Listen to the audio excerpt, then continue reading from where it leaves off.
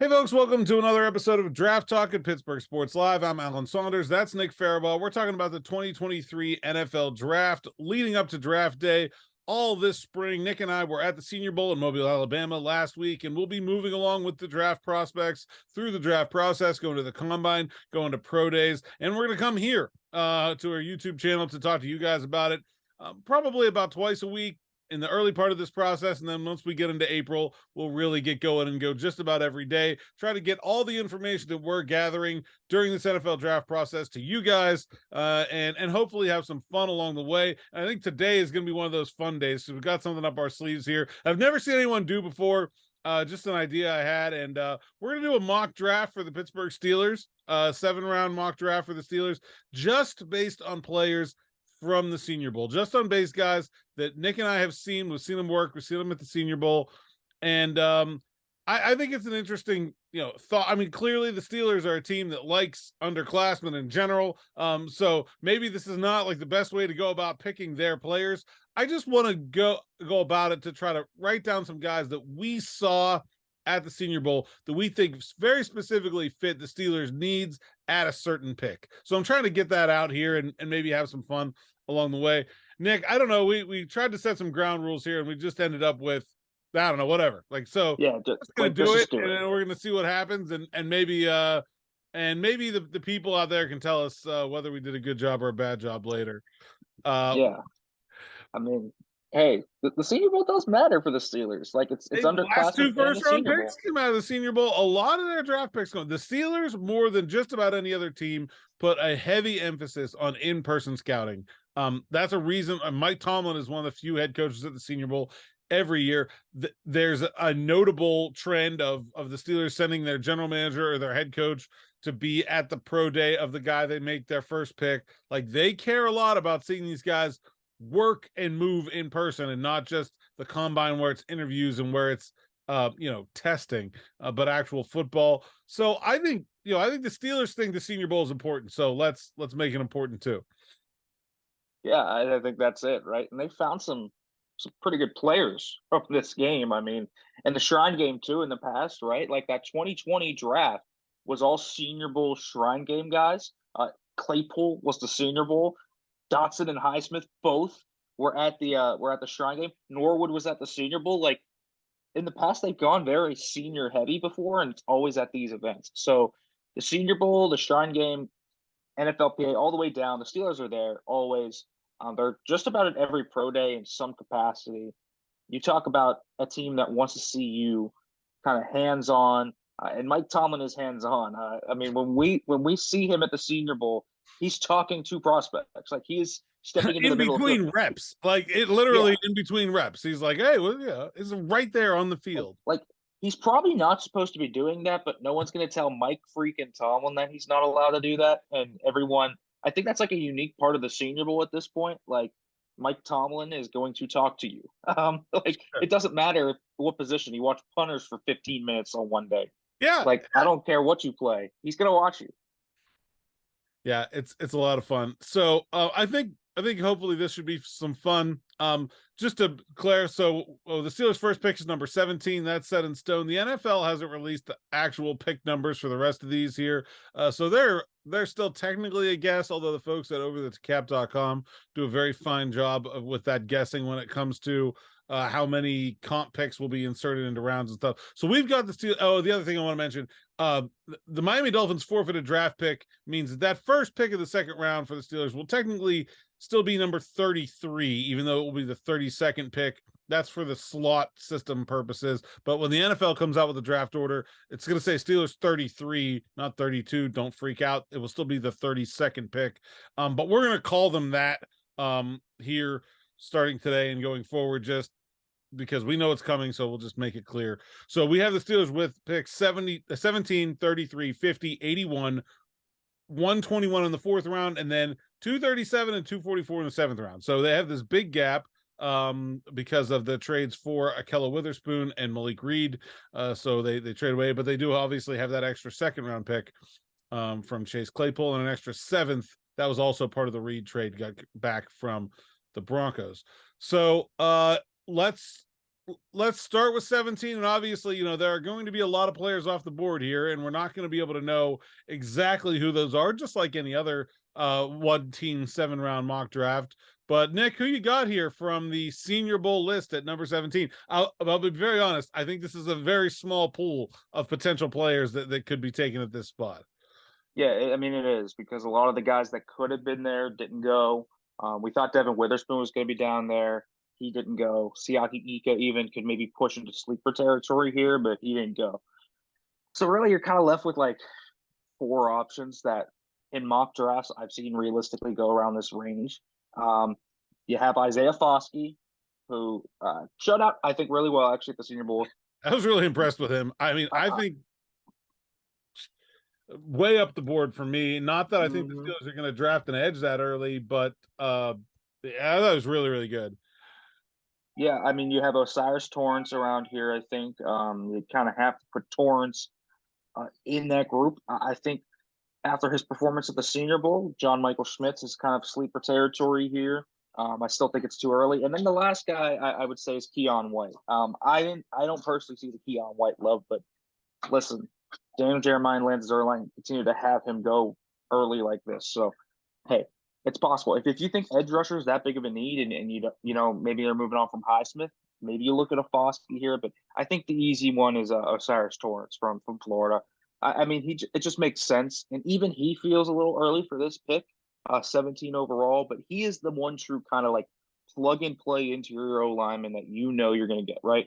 Mahler in the run game.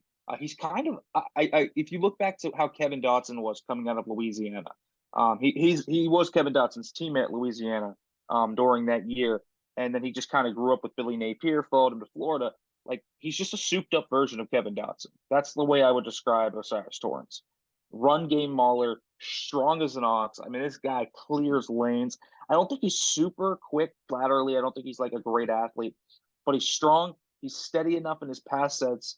In pass pro, he's not an elite pass protector, but he's not going to get killed. He's not going to get his quarterback killed. He's a smart player. And in the run game, this guy is a true difference maker. And he's got enough athleticism to where he can run in zone schemes. And I think that's kind of the big thing here. He's not super like scheme dependent. He's probably going to be better, working in like inside zone, and he can pull around on counter power, whatever. But if you ask him to go up and reach a linebacker, I think he can still do that.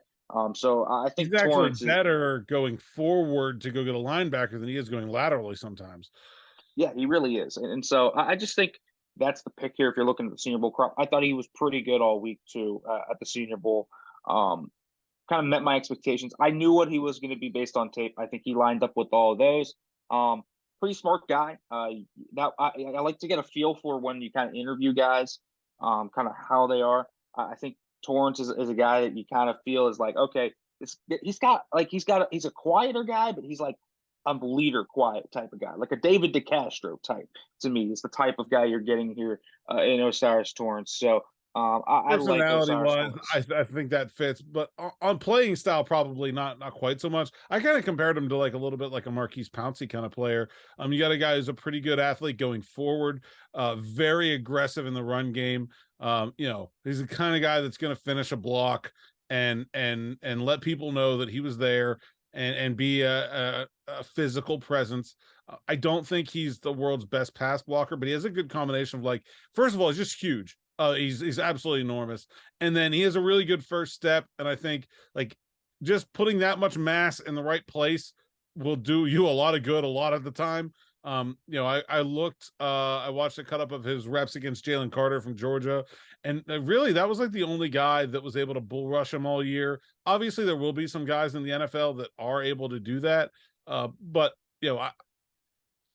and even when he got beat, like he didn't allow a sack all year. Even when he got beat, like it was like, okay, I'm giving ground, but he's also giving his quarterback time to get out of the way. It's not like those lapses you saw from Kevin Dotson this season where it was just like, oh, there he goes, look out, and Kenny Pickett's on the turf. So I think a good enough pass blocker and a really, really good run blocker. I agree that 17 feels a little bit too early for him, but there's just nobody else on this list that I even really remotely want at 17. My thought would be if you're going to draft Osiris Torrance that you tried to trade down 7 or 8 spots, try to get him at like 24, 25, somewhere in that range. I think he'll probably still be there. And I think the Steelers could certainly use either an extra pick or the ability to move one of those other picks up. We've talked before about, I think, trying to move up from 32. And they're also in, I think, a couple of bands of players, and we'll get to this later with their other picks, that maybe moving up from them would give them their pick of those groups. But I think we both got to go with those Sirens Torrents here, and I think it'll be very interesting how we go from here, having taken an offensive lineman in the first round. I think most people would like them to take a tackle. I might agree with that, but we're getting a guard here.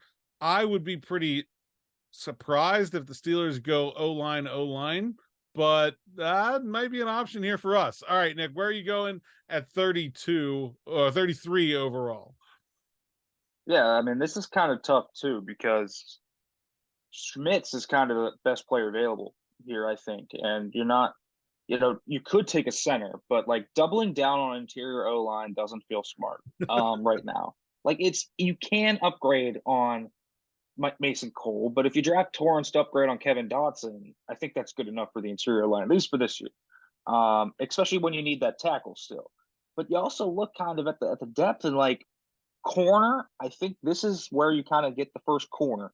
Tyreek Stevenson is an interesting idea here. This is a guy that was super like athletic and I liked, but I think it's a tad early for him. So I'm doubling down on O-line. I like it's the best player available for me, and I'm taking a dude who I thought I watched back, man, was just so impressive to me, just all week. Darnell Wright from Tennessee. I like Darnell Wright a lot. He has good film on his tape from Tennessee. And this is a guy that is long. He's athletic. He's kind of that prototypical guy, if you will, that you would want. And he's been a guy that just has that pedigree, that 5-star pedigree. Played in the SEC. He's a winner. All SEC type of guy. This is a Bama type of recruit that went to Tennessee, and this is the type of guy Mike Tomlin loves in terms of getting those guys and moving to right tackle and playing left tackle too. He's diverse, so he can be a swing tackle early on in his career. He's still a little raw, but he's 6'6", 330. He's built, ready made. So I like Darnell Wright. It might be a tad early for him too, but I think that this is a guy that has a lot of upside for him. I've seen him taken in that range. I'm also going to go O-line back to back, not because I think it's what the Steelers are going to do, because I think it's the best place on this board. However, I'm going to go a different direction. I feel like in Osiris Torrance, we've already taken an extremely safe player. Like, I feel very confident that Torrance is going to be a very good starting offensive lineman for quite a while. I think the Steelers already have options at tackle. We talked about this last time where, this isn't like a hole that they have to plug, right? They have two guys in Chuks Okorafor and Dan Moore that have played and have at times played okay. It's been mostly about Okorafor not being very good in the run game and about Moore not being very good in the pass game and not being very consistent. If you want to upgrade on those guys, I think you got to swing for the fences. And although I like Darnell Wright, like, I would not take Osiris Torrance and Darnell Wright back to back. I just feel like it's safe. So I'm going to go O-line, and I'm going to get a little bit riskier, but I'm going to reach for the giant guy and go for Ohio State tackle DeJuan Jones. I don't think he's as good of a prospect as Darnell Wright if you wanted me to rank them, but I think he's a guy that just because of his enormous size has a little bit of a higher ceiling that maybe he could turn into something that Wright is not. I feel like Wright is extremely polished, but is probably, obviously guys get better when they go to the NFL, but he's not going to do anything that we haven't seen from him already. I think Jones is still very raw for his size. Could even he probably needs to cut some weight, but just think about, like, he just looks so fluid for a 6'8" guy. So many times we've seen this, like, oh, it's this big, huge guy who measures ridiculously at whether it's at the Senior Bowl or at the Combine. And then they go out there and their footwork's a mess and they're clumsy and they don't really look the part. I did not get that from DeJuan Jones this week. I thought he looked like the same player he always had. it was surprising to everyone when he measured the way he did, because he doesn't look like this big clumsy oaf on tape. He looks like pretty much other tackles. He just happened to be 6'8" and 375.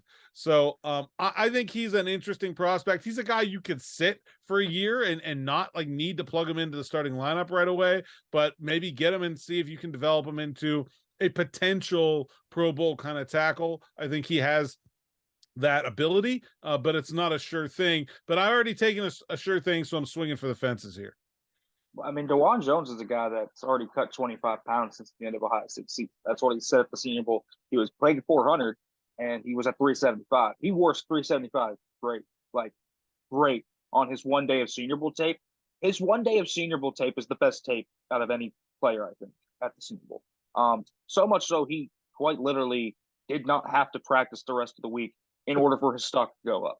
Like it was that impressive. He ragdolled really good players. Like Isaiah Foskey got absolutely stonewalled by him. Derek Hall, who's going to be a top 50 pick, stonewalled by him. It was very impressive to watch him on day one. He was like the A1 winner of that day. We were like, whoa, Dewan Jones. And he's another guy, right? Ohio State, 5-star talent. Has those kind of rich pedigree that Mike Tomlin likes. So I understand that he is a little raw. I still think his hands are just all over the place. He plays a little high because he is 6'8", but even for that, he plays high.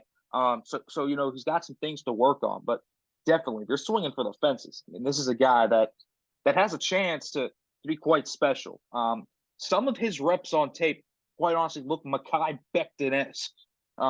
When I remember him coming out of Louisville, that's what some of this tape reminds you of. And then he's bigger. So then you're like, oh, okay, right. I'm going a little aggressive, but I like the pick. I like the player. Also, Steelers love them some Ohio State Buckeyes, and will absolutely be at his pro day. So I think I like it for that reason too. All right, we're going down to number 50, and we've drafted 2 offensive linemen each, which I do not think will be the case at all. I expect the Steelers to draft defense heavy, but let's see where we go from here. Yeah, I mean, this is tough, right? Because you're at 49, so you kind of have the cachet opened up to you. Do you take a safety here, maybe like a Christopher Smith who can play the slot? Pretty good player, but how much do you need that safety? With kind of how the board fell, corner that's kind of interesting to me. I think that's where you go at this spot. Derek Hall's still on the board. Ivan Pace is too, but it's a little early for him. I think it's a little early for Keanu Benton and Byron Young at the interior D-line spots and wide receiver too. If that's kind of where you wanted to go for a BPA pick, a little too early for those guys because a guy like Rashee Rice is not here on the board. So I look to corner. And the guy I wanted potentially, the last pick is still here, Tyreek Stevenson. I think that's my pick. I'll tell you what, when I've watched Miami over the year, there weren't many guys that like popped out to me on tape. This is a guy that did. And he's got a new frame too. He's a little bit more lean. He's got a little bit more muscle on him, and you could see it at the Senior Bowl, man. He was jamming dudes at the line and playing them off the line. It was impressive. I think he was the best corner down in Mobile by a wide margin. Just looking back on it, he's fluid. He's very scheme diverse. And you know how many kind of different schemes the Steelers run? Yes, they're man match based, but they run so many different things under Terrell Austin. This guy can fit into all of them. And he's got that pedigree again, right? He's like super athletic. He was a big time recruit coming out of high school. This is a guy to me that has so much upside. And especially to me, when the Steelers are looking for that alpha dog, this is a guy that could become that. He's not immediately going to be that, but this is a guy that has the upside to fill that. So I think Tyreek Stevenson is where I'm going. I think to me, the 2 groups of guys from the Senior Bowl anyway that are at a position right here are edge. Derek Hall, you've mentioned, I think would be a pick here, maybe. Andre Carter from Army, who I thought had a pretty poor week, actually, will probably be somewhere in this range. Will McDonald from Iowa State, probably somewhere in this range. Zach Harrison from Ohio State, maybe a little bit early for him, but like in the conversation. And the other one of those is it's still another really good offensive line spot. The offensive linemen were so good, but like Matthew Bergeron from Syracuse, probably in this range. Cody Mock from North Dakota State, probably in this range. We're maybe a little bit low for John Michael Schmitz, but like, I don't know, somewhere in here, as certainly. So I think those are like the position groups that seem to have the value right here. But I think I got to go with you. The Steelers' need at corner trumps the need at edge. And while I like those edge rushers, I especially like Derek Hall. I think that would be a really good pick for them right here. I just think the Steelers need corner help in all different shapes and sizes. And that's the thing that I think makes Tyreek Stevenson so valuable, is like the thing that makes Cam Sutton good is the thing that's going to make Tyreek Stevenson good, is that he's a guy that you can ask to do anything. And so much of the Steelers secondary is just about disguising coverage, putting guys in different places to allow Minkah Fitzpatrick to make a play, right? That's what they want to do. They want to get guys in different looks and in different coverages so they can confuse offenses, give the pass rush a little bit extra time to get home, because the quarterback isn't sure about where guys are going, and he's got to account for 39, right? That's the whole scheme. And I just think Tyreek Stevenson, like you nailed it. Like, he's a guy that can do a little bit of everything. Like, he could play in the slot, he could play outside, he could play like a little bit of that like third safety if they want him to. Like, he's got the frame for it. The thing that I really wonder about Tyreek Stevenson and whether or not the Steelers would draft him is, we talked to Grady Brown down in Mobile. Grady Brown was the defensive coordinator for one of the teams, and he basically said, like, look, if you can't tackle, I can't play you. And I'm not sure that Stevenson is as good of a tackler as the Steelers like their defensive backs to be, but I also think he's the only one that fits at this spot. So I'm going to take Stevenson to kind of hope. Also, I will say Cam Sutton is not that good of a tackler compared to how the Steelers like their defensive backs to be either. He is a very Cam Sutton-y player to me. I think he can give the Steelers another sort of Swiss Army knife corner slot safety piece that they can do a lot with, disguise coverages. And he's not a guy that is going to project to like go take away top receivers, but I think he can be a very good asset to the team here late in the second round. So, like, the thing about Tyreek Stevenson too is that this is a very athletic player. Not that Cam Sutton isn't athletic, but that's not really his strength. Tyreek Stevenson can cover some ground on you. He can run. He's going to run sub 4.5, probably 4.4s, which he's going to run well. I think he's going to jump out the gym. His well, he runs sub. If he runs sub 4.4s, we're not getting him here at 50. I mean, listen, there have been mock drafts that have had Tyreek Stevenson in the back half of that first round. If he tests that well, we could be talking about a guy the Steelers are moving up into the first round to try and get. He fits their model very well. I like him, and I thought, in Mobile he was kind of being that junkyard dog. He was trying to show that he could be physical. This is a guy though to me that like I could slot in Pittsburgh, Baltimore, Cincinnati, or Cleveland. He's an AFC North defensive back. That's the first thing I saw when I saw Tyreek Stevenson in Mobile. He just looks like an AFC North type of guy, and so I think he would fit perfectly here in Pittsburgh. All right, so we're in agreement on two of the first three picks, which is going to make it very difficult to see who did this better. Let's see if we can get some more variety here going forward. Pick number 81 in the third round. This is a place where I think there's a lot of these Senior Bowl guys that could go. What are you thinking here? Yeah, there's a lot of options here. You can go wide receiver if you're higher on a Xavier Hutchinson, a Dontavian Wicks could slot in here. You could also go defensive back again and get safety. I think Christopher Smith's still here for me. I like him. Jamie Robinson thought had a really good week, but I kind of look at that front seven here, and I think this is where you got to start looking at it with kind of the guys you have. D line is a big need for this team, and you could go edge. You have Ada Warbe. You have an Isaiah Land here. You have for me. You have Will McDonald here, and DJ Johnson, Zach Harrison, Nick Hampton. All of those Senior Bowl guys at edge. It comes down to two guys for me here. So Keanu Benton is very interesting to me at this spot. I think he fits them well. But also here's DeMarvion Overshown, and that's a very interesting player to me. I like DeMarvion Overshown a lot, but I think Keanu Benton is just such a plug-and-play guy for the Steelers. Like, he has more pass rush chops that he has shown at Wisconsin because of their scheme. Their scheme is kind of a run first, get after it. when he pinned his ears back at the Senior Bowl and just rushed the passer, he was unstoppable. I mean, really, no one could stop him. And so I look at him as a guy that I really like. He's a good athlete. He's a guy that absolutely has elite play strength. He's not going to move from the point of attack. And my thing that really makes him valuable is that he can play anywhere from the true nose to a three tech. They don't have a guy that can do that right now outside of Montravius Adams. I really don't think they do. Cam Hayward can, but that's not what you want Cam Hayward doing. And so I think Keanu Benton having that kind of Tyson Alualu versatility, I even think he's athletic enough. I know he doesn't have experience playing there, but Benton moves well enough to me where if you needed him to play five, he could do it. Like I like him a lot, so it's just a plug and play scheme. Jim Leonard's like scheme is just the college version of Mike Tomlin's scheme, so I'll take Keanu Benton here.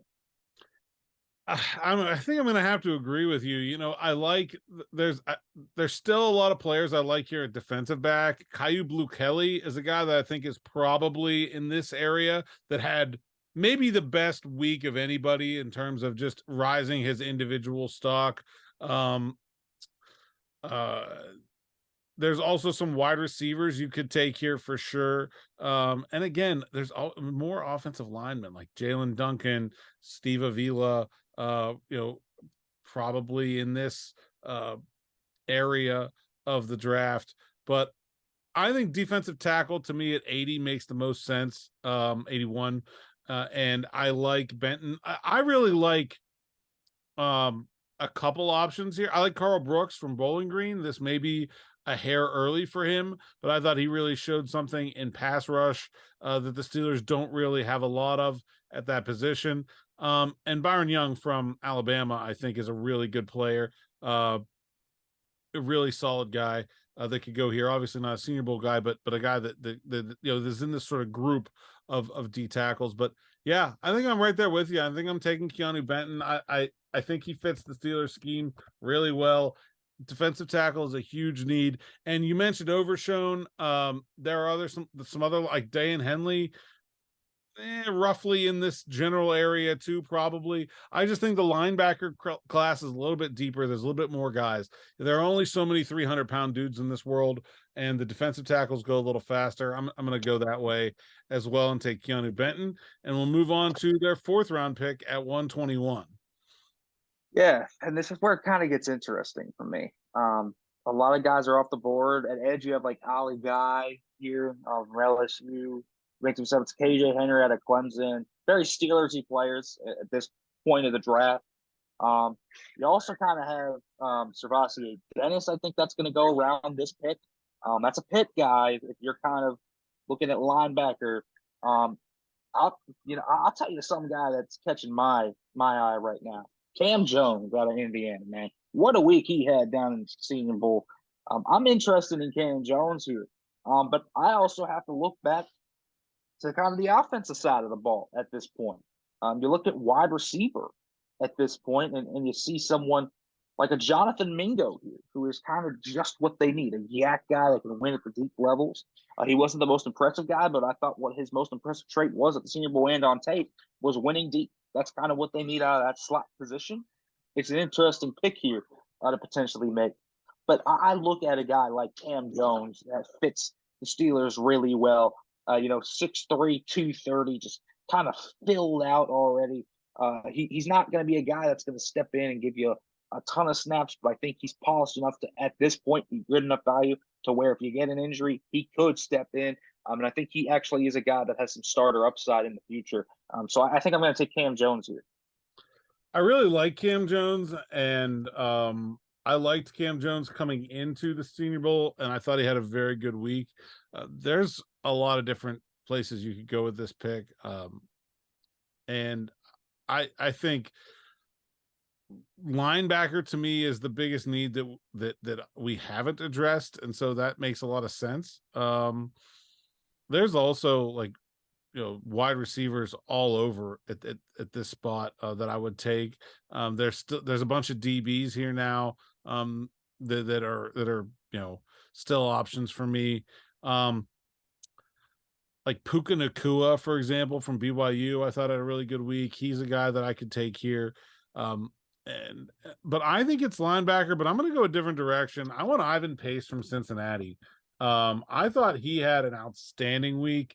I was already pretty high on Cam Jones. Pace really showed something to me with his physicality, especially in the game. I thought he was the one guy that in the game on Saturday really separated himself from what other people showed, throughout the week. He was like Keanu Benton was really good throughout the week, and then I thought kind of didn't have a very good game. Ivan Pace was okay throughout the week. He was awesome in the game. He took on Osiris Torrance and a couple run blocking and plays, and really was the first guy all week that kind of made him look bad. I really like his downhill run stopping ability. I know that's probably what a lot of teams are not looking for at inside linebacker, but it is what the Steelers are looking for at inside linebacker. If you're talking about like replacing Robert Spillane, and that or really like sort of the spiritual replacement to Vince Williams in the middle of that Steelers defense, I think Ivan Pace is the guy. And it's very interesting. I was talking to some people about this down in Mobile about the linebacker position and how the rest of the NFL is moving towards linebackers that can cover. And because everybody wants to throw the ball, but look at the rest of the AFC North, and like it doesn't work, right? Like the Ravens run the ball more than anybody, the Browns run the ball more than anybody. The Bengals are perfectly content to just hand the ball to Joe Mixon over and over again if you prove that you can't stop him. They need run stopping linebackers more than just about anybody. I like Pace for his run stopping ability, and so I'll give him the nod here. I thought he was very tough, hard-nosed, physical guy. And Cincinnati close by. Steelers love that about those guys they get to see more frequently. I think it might be a little too late for him. I think he's gone by this point. I actually considered him at the last pick. I think that's where he's going to go. So that's kind of, I think Ivan Pace was kind of at this point before the Senior Bowl. I think the jump you're talking about put him into day two. That's kind of my feelings of it.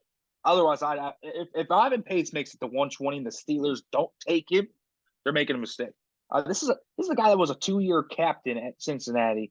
He was a captain at Miami, Ohio, too. He transferred from there to Cincinnati, and he kind of stepped up in that competition level and was just as good. He's a guy the teammates trust. You can tell he's a very intelligent guy, and he has no problem.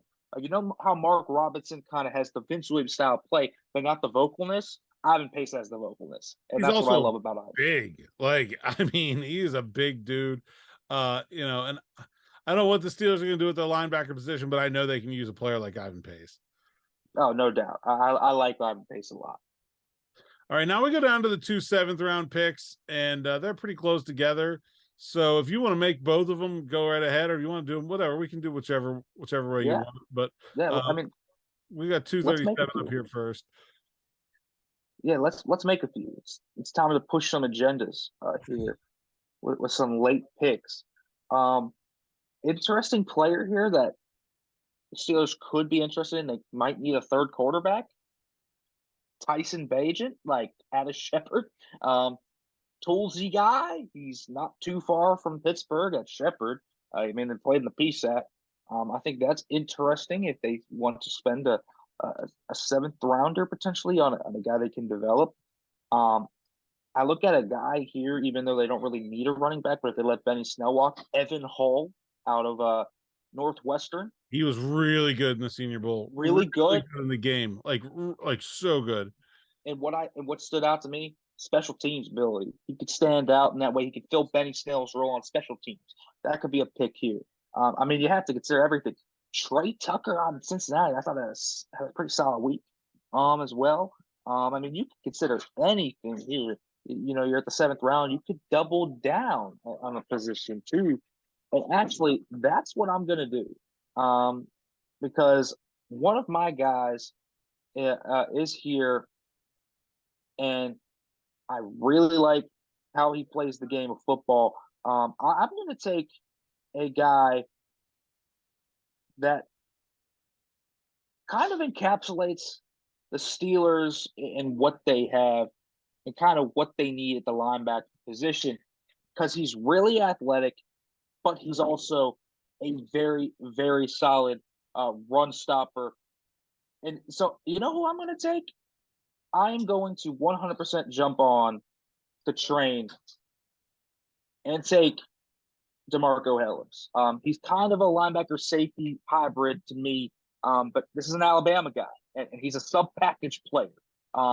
He's physical. He can play in the box. He can kind of be a Terrell Edmonds like. And while he's kind of not a linebacker, he's kind of what Chico was supposed to be when he was drafted. Super athletic, has the pedigree, great locker room guy, great special teamer. They're going to need a special teamer. I don't know if Marcus Allen will be back.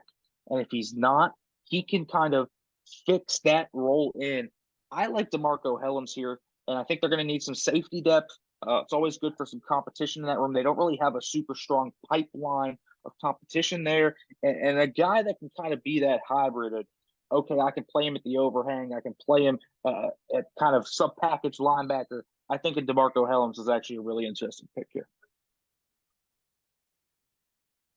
Yeah, I like it. Okay, I'm gonna go. I think we probably went offense heavy enough already, but I just like where the offensive picks land for these seventh rounders. I want Payne Durham, tight end from Purdue. I thought he was one of the best overall receivers in the game. I think tight end is an untalked about need for the Steelers. Zach Gentry is hitting free agency, and whether they bring him back or not, the Steelers have Pat Freiermuth, who's that kind of do it all, everything tight end. Gentry, he's basically a pure blocker. Just a big guy, and Connor Hayward is such a weird fit body type wise for the tight end position that, like, if Pat Freiermuth gets hurt, neither of those guys can really do what Pat Freiermuth does.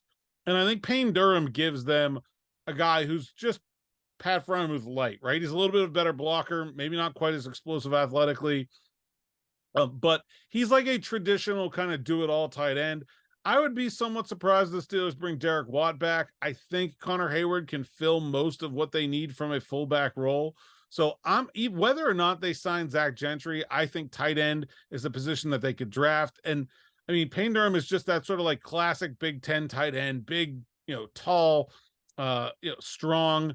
I just think he checks a lot of boxes for them. Literally every tight end they have played in the Big Ten. So I'm going to go add a Purdue guy to the Michigan State, and Penn State they already got.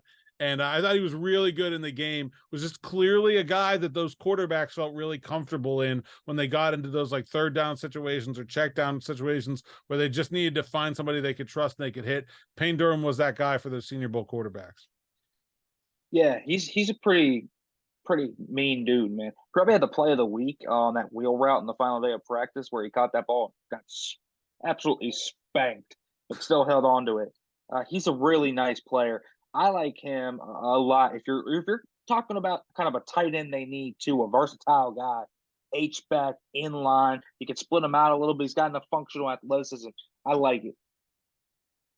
All right, where are you going for your last pick here? Well, wide receiver does need depth. I think you need a guy there. I would prefer to draft receiver earlier than this, but hey, Tank Dell is here for me from Houston. And this is a guy that was just electric all week. That is the only way I can describe Tank Dell when you watched his tape. And then you looked at what you saw on the Senior Bowl tape. He's a guy that you kind of expected to beat up on those one-on-one situations, and he did. He's fast. He's a guy that is super sudden. He's shifty. He's kind of this yak guy that you're able to use in so many different ways. And he is a fun player that I just look at and fits kind of what the Steelers could use in that slot position in terms of just kind of getting some competition into the room. There's really nothing certain there. Steven Sims, you have Calvin Austin coming off a Liz Frank, but he's a super productive guy. And what I like about him too, he has return experience both at punt and kick return. And with Gunnar Olszewski's status, in my opinion, kind of up in the air, and who knows if Steven Sims at that point, I think Tank Dell could actually push for a roster spot. So I think this is a productive guy. Worst comes to worst, I think he's on the practice squad, could easily be a guy you bring up. I'm going to go with wide receiver, and I'm also going to pick a guy that stood out to me this week. Not a guy I went to Mobile looking to find. And I'll tell you the story of why. But Grant Dubose from Charlotte is a guy that I thought had a really good week. I knew absolutely nothing about him before I came in, And I'll be perfectly honest, the reason he kept standing out to me was, Senior Bowl practice, they all wear whatever, either black or white uniforms, and they just have their regular college helmet on. And, I was trying to watch Jaden Reed from Michigan State. I think he's an option for the Steelers in the 4th round. I think he's a really good player. And Jaden Reed was wearing a white Michigan State helmet with that green Spartan on the side of it. And Grant Dubose was wearing a white Charlotte 49ers helmet with their green little C. And I kept getting the two of them confused. And if you're getting a guy mixed who was not even supposed to be here, like people were surprised he came out a year early. He's not even really listed on a lot of draft boards, but I'm getting him confused with a guy who's probably a 4th round pick, maybe a 3rd round pick. He's probably doing some stuff that's pretty good. So he's a pretty good blocker. He showed that in the game. He didn't really get a lot of opportunities to catch the ball, but I liked his physicality, and he kind of got into a little dust up at one point. Like to see that from a wide receiver. Steelers certainly love that. They drafted George Pickens. So and they love themselves some Charlotte 49ers, right? They've already got Alex Highsmith, and Larry Ogunjobi was with the team last year. So I'm going to go Grant Dubose here with my final pick. He was a guy that really stood out to me in Mobile. Yeah, solid player. Different archetype than what I took. I took Dell, who's probably a slot guy, returner, kind of emphasizing that speed. That's interesting. I think slot is their biggest need, but I'm not drafting a starter in the 7th round, right? Like they need a starting slot, but they also need a backup outside receiver. Like if they don't bring Miles Boykin back, they don't have anybody that can play outside. So I mean taking Tank Dell is mainly, yes, he has that potential as a receiver, but the returner kind of ability, like the explosiveness as a returner is kind of what draws you to Tank Dell. And so, I mean, it's kind of interesting if they wait to address wide receiver this long. I imagine it's going to be for those two reasons. It's going to be either for a guy that's a good kind of returner that can be a slot type, or Dubose, who probably can be an outside guy, but is also a guy that you can plug in on special teams as a gunner. Yeah, I mean, if you're talking about like drafting over the guys on the roster, like it feels like you're drafting over Gunner and I'm drafting over Miles Boykin, right? I mean, like that's basically what we did there. You took an inside guy and I took an outside guy. I just thought Tank Dell was very good all week. I just thought Dubose really surprised me, and so I wanted to shout him out here. That was fun. I don't know. I'm looking at the list here. We agreed on Osiris Torrance in the 1st round, Tyreek Stevenson and Keanu Benton at 50 and 81. You took Darnell Wright, Cam Jones, DeMarco Helms, and Tank Dell. I got DeJuan Jones, Ivan Pace, Payne Durham, and Grant Dubose.